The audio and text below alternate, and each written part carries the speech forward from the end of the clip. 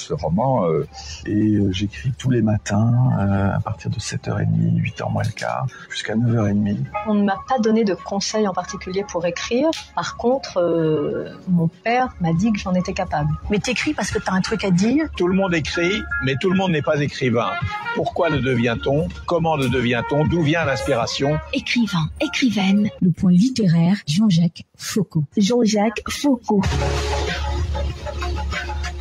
On connaît les écrivains à travers leurs œuvres, mais connaît-on leur univers? Les romanciers nous entraînent dans leur fiction, mais quelle est leur vie au quotidien? Ces acteurs contemporains nous livrent un témoignage de notre temps. Mais quels sont leurs sentiments? Pour sa 3e saison, le point littéraire innove. C'est désormais jeudi à 21h sur Royal FM.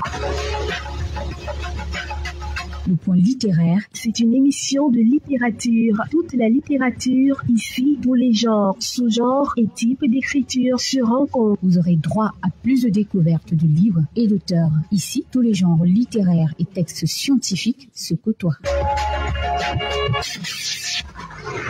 Le point littéraire, jeudi à 21h sur Royal FM. Prenez le rendez-vous. Nouvelle saison inédite. Avec Jean-Jacques Foucault. Jean-Jacques Foucault. On ne m'a pas donné de conseils en particulier pour écrire. Par contre, mon père m'a dit que j'en étais capable. Mais t'écris parce que t'as un truc à dire. Tout le monde écrit, mais tout le monde n'est pas écrivain. Pourquoi le devient-on? Comment le devient-on? D'où vient l'inspiration? Écrivain, écrivaine. Nouvelle saison inédite. Jeudi à 21h sur Royal FM.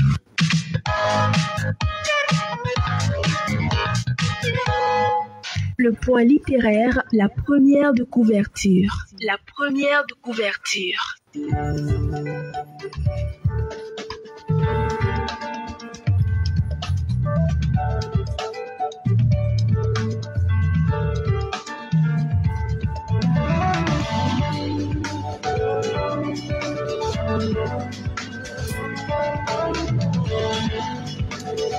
Le premier livre que nous feuilletons ce soir est celui de Caroline Lydie Koungounou, Un jour dans ma vie, tome 1. L'auteur est originaire de la région de l'ouest du Cameroun, plus précisément dans le département du Noun. Caroline Lydie Koungounou est née en mars 1999 dans l'arrondissement de Fumban. Elle est étudiante en sociologie à l'université de Yaoundé 1, passionnée d'art. Elle est en plus peintre, écrivaine. Un jour dans ma vie, tome 1 est probablement le premier né d'une longue série d'ouvrages en attente. Le point littéraire, l'entretien.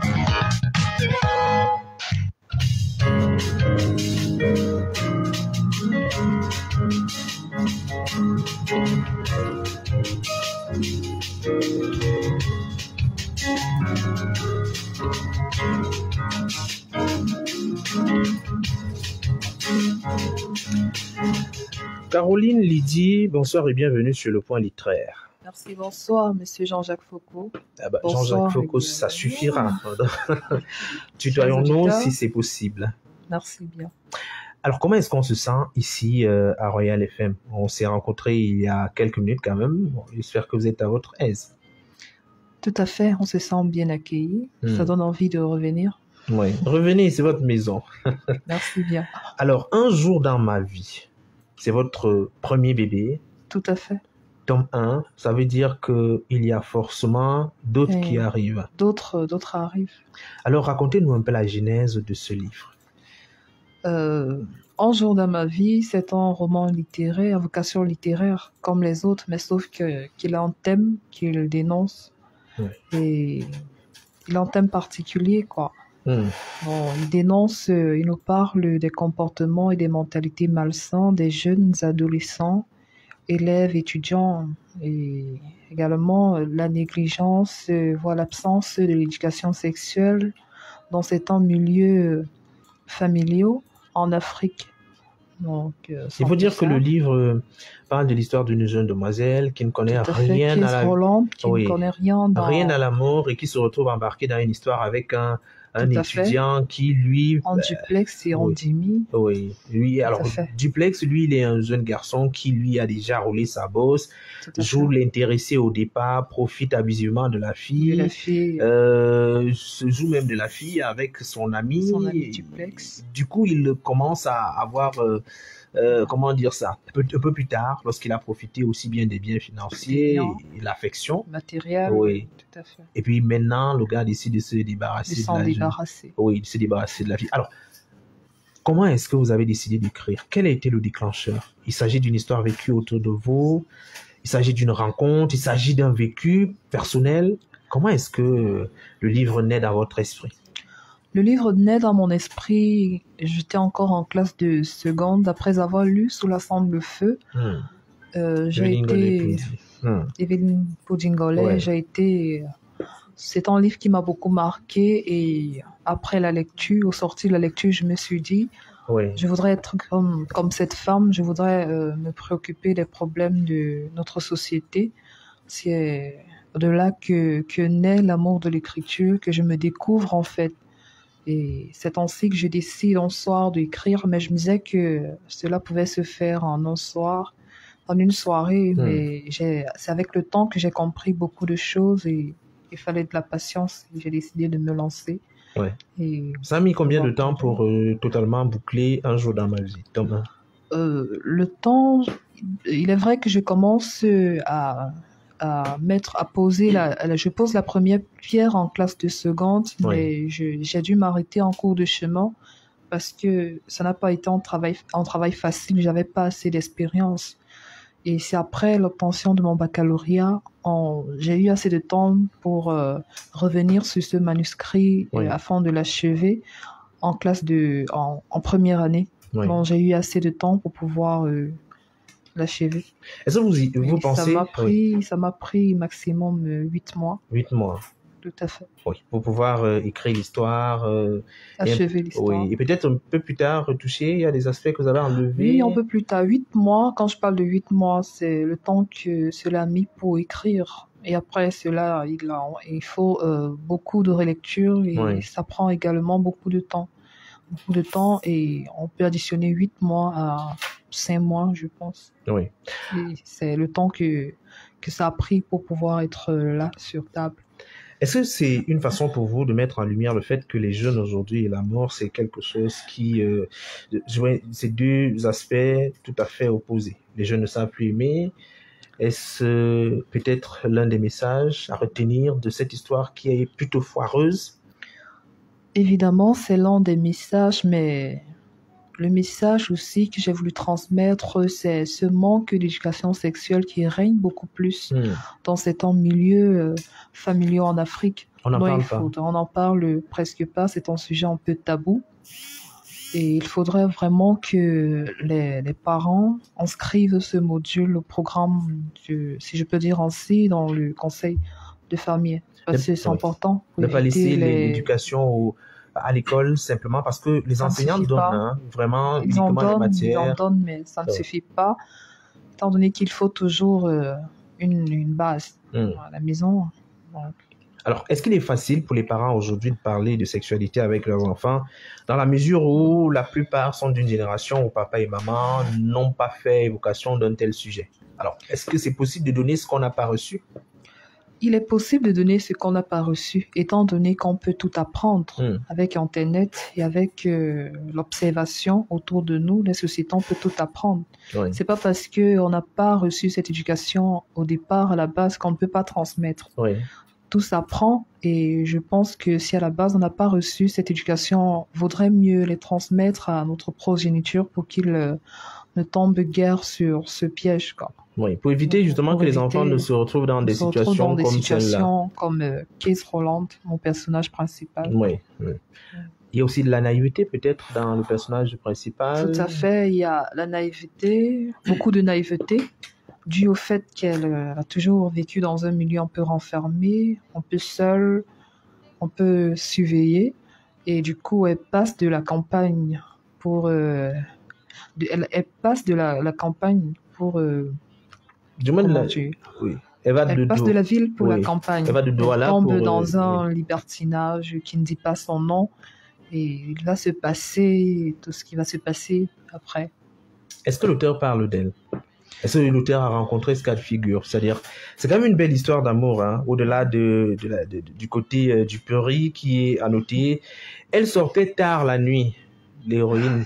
Elle allait elle traversait un cimetière pour aller retrouver l'amour de sa vie. Du moins, le tout premier, son tout premier. Et donc, il y avait encore plein d'étoiles dans les yeux. Elle ne voyait que le bon. Et pourtant, ce garçon était, je vais dire le mot, était un salaud. C'est un peu sa première histoire idyllique. Donc, l'œuvre n'est pas une œuvre autobiographique. Je parle de la société. Oui. Mais je dirais que toujours est-il, lorsque je vous parle de moi, c'est que je vous parle de vous. Oui, exactement. Alors, il y a cette belle histoire, il y a cette histoire qui se termine mal. Comment est-ce qu'il faut parler? Parce que tout à l'heure, vous avez fait savoir qu'il faut parler d'éducation sexuelle aux enfants. Mais quels sont les mots à utiliser? Comment faire comprendre à une jeune fille, par exemple, qu'à un certain âge, elle aura des prétendants, elle aura des jeunes garçons qui viendront vers elle? Comment elle doit s'y prendre? C'est-à-dire, quel type de réponse elle doit apporter? En fonction de quoi elle se sent prête? Quel est le discours qu'il faut tenir à la jeune fille? Certainement, elles sont très nombreuses qui nous écoutent ce soir. Je dirais simplement qu'il faut utiliser les mots terre à terre. Oui. Il faut utiliser les mots terre à terre. Il faut utiliser les mots sans avoir peur, mais ça dépend aussi de l'âge. Oui. Bon, puisque tout commence dès le bas âge. Avance-t-il bas et au fur et à mesure qu'on grandit, il faut oser utiliser parce que si on ne le fait pas, quelqu'un d'autre le fera à notre place d'une certaine façon. Donc les jeunes sont d'abord assez problématiques sur le plan amoureux, mais il y a un autre aspect, la religion. Ils n'y vont plus. Oui, tout à fait. Tout le monde dit non, il ne faut pas y aller. C'est vieux jeu. Je suis trop observatrice. Parfois, il m'arrive de me balader et d'observer. Donc, le dimanche, beaucoup sont ceux qui se trouvent dans la rue pendant que les églises sont à moitié pleines. Donc, c'est un peu ça. Oui. C'est pour cela que j'ai également évoqué la religion parce que ça a une importance capitale dans la vie d'un chrétien ou alors la mosquée a également une importance capitale dans la vie d'un musulman. Donc, on ne doit pas mettre Dieu de côté, je veux dire. Il y a aussi un autre aspect quand même qui est évoqué, peut-être celui des familles recomposées, si je peux les appeler ainsi. Enfin, les parents sont partis ou alors les parents sont simplement décédés. On s'en va vivre avec la grand-mère qui n'a pas la même fermeté que les parents pour vérifier et suivre les enfants. Alors, dans ce cas de figure, c'est assez difficile quand même d'implémenter cette vision-là quand même. Tout à fait. J'évoque la mort parce que c'est un mot qui m'a vraiment touchée et à chaque fois que j'y pense, ça me met en émoi, dans des émotions un peu. Et je l'évoque parce que en certain moment, on est censé prendre soin des grands-parents et non, on n'est pas censé les envoyer des enfants parce que tout dépend de l'âge. Oui. On n'est pas censé les envoyer des enfants pour qu'ils éduquent parce que tout en âge. Oui. En certain âge, on ne peut plus rien faire, on est assis, on observe. Oui. Les grands-parents, c'est davantage la tendresse, c'est davantage l'amour pour les petits-enfants. Il faut leur donner la tendresse oui. quand ils ont déjà atteint certain âge. C'est aussi pour ça que j'évoque ce sujet-là, ce point-là. Le livre ne s'achève pas véritablement. C'est-à-dire qu'il y a une fin qui n'est pas réellement la fin de l'histoire. Tout à fait. Ça veut dire qu'il y a forcément quelque chose à dire. Un tome 2 qui est en cours. Il y aura un tome 2 qui est en cours et qui sera un peu plus poignant que le premier tome. Là, on entrera un peu plus dans les détails et tout. Il y aura plus de détails, il y aura plus de... Toujours la vie de la jeunesse, puisque ma cible, c'est la jeunesse. Alors, s'il y a des cibles, ce sont d'abord les enfants, les plus jeunes, les parents. Tout à fait, d'une manière hiérarchisée. Ce sont d'abord les enfants, les adolescents. Est-ce que c'est facile aujourd'hui d'atteindre ce public-là qui est plus concentré sur les réseaux sociaux? Est-ce que c'est évident? C'est pas évident, mais on ne peut rien à essayer. Hmm. On ne peut rien à essayer. C'est pas évident, mais bon. C'est un projet que vous avez démarré, mais est-ce que, au-delà du livre, vous en parlerez certainement dans des espaces publics? Est-ce que vous avez pensé, envisagé peut-être à travers des petites des dédicaces, des causeries éducatives autour de votre livre, élargir peut-être l'horizon d'écoute? J'envisage les dédicaces en cours. Et avec le temps, je pense que cela se fera. Oui. S'il fallait retenir quelque chose, parce que bientôt, s'il fallait retenir quelque chose de fondamental, pourquoi est-ce qu'il faudrait absolument lire Un jour dans ma vie, tome 1, ce roman de société et d'actualité?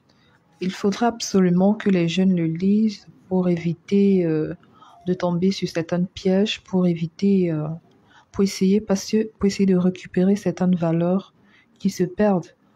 Parce que je constate que nombreux sont ces jeunes-là qui se retrouvent dans des chemins un peu obscurs. Donc, je dirais qu'il est important de lire Un jour dans ma vie, parce que il faudrait sortir de la caverne.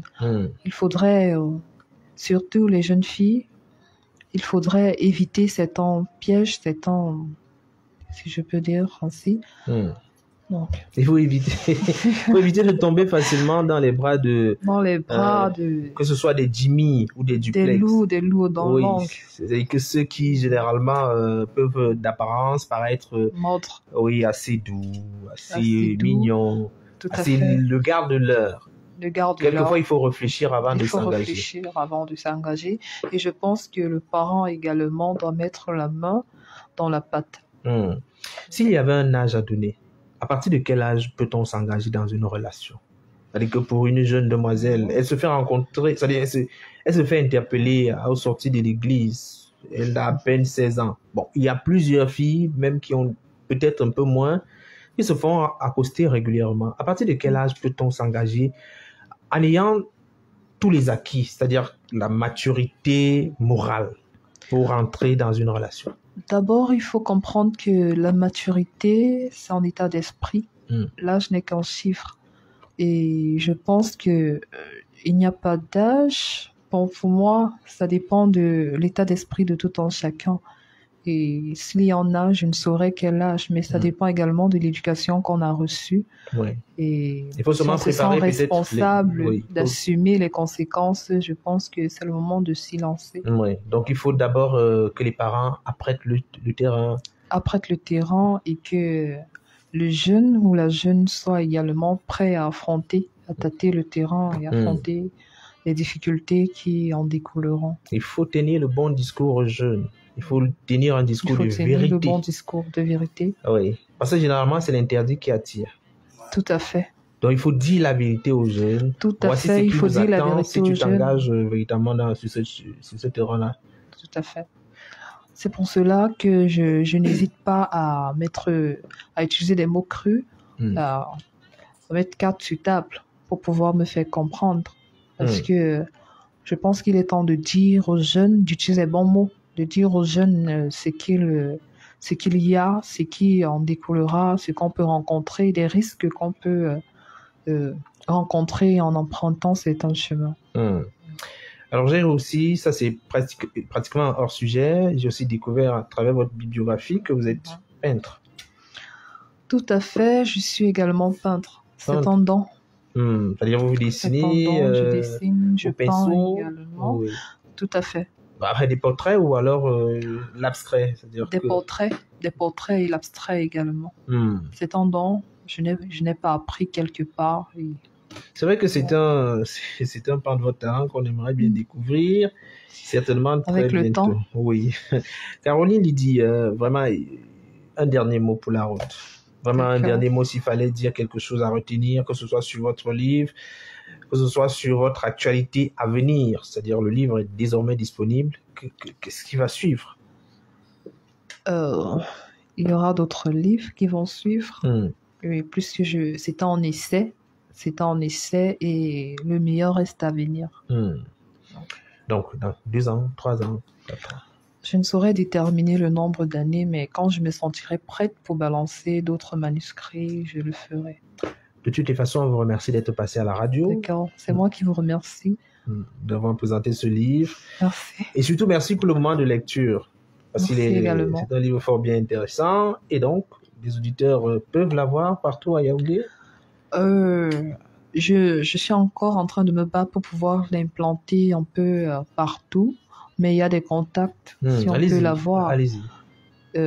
Celui qui se sent intéressé peut l'avoir au 6 57 52 48 96. Et en se connectant sur ma page Lydie Caroline K, écrivaine. Vous pouvez poser n'importe quelle question et on vous répondra. Lydie Caroline K. Lydie Caroline K. Lydie Caroline K. Oui, sur écrivaine. Oui, sur la plage Facebook. Voilà. C'est une page. C'est une page Facebook. Un compte personne. Voilà, tout le monde pourra vous rencontrer là-bas, échanger avec vous avant que... Voilà. De toutes les façons, merci une fois de plus. D'accord. Merci, M. Jean-Jacques.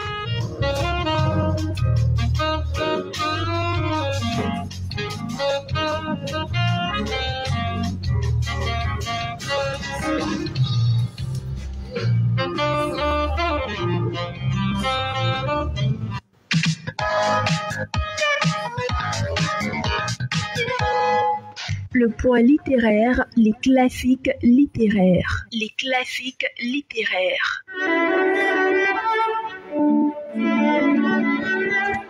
Eh bien, nous sommes depuis jeudi dernier dans la bibliothèque de l'écrivain sud-africain André Brink. Après un instant dans le vent, nous vous invitons ce soir à lire Rumeurs de pluie avec 356 pages